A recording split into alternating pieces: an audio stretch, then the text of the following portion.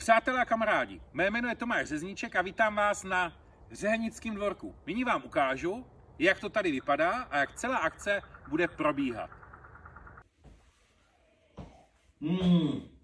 Výborná profi kuchyň. Venkovní posezení. Venkovní posezení. Zašivárna pod stromem.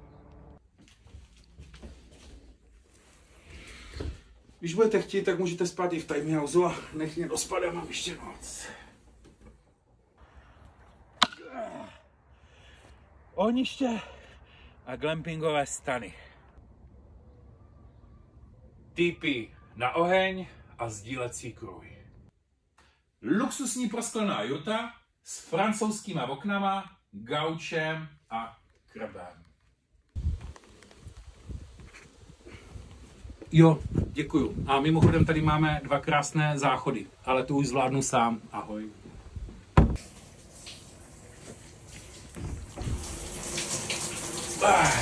A když budete chtít, můžete se i vysprchovat. K dispozici máme výbornou saunu. Není nadstudený jezírko po sauně. Yes. Tak co? Jak se vám to líbí? Pokud ano, tak se příště na vás těšíme.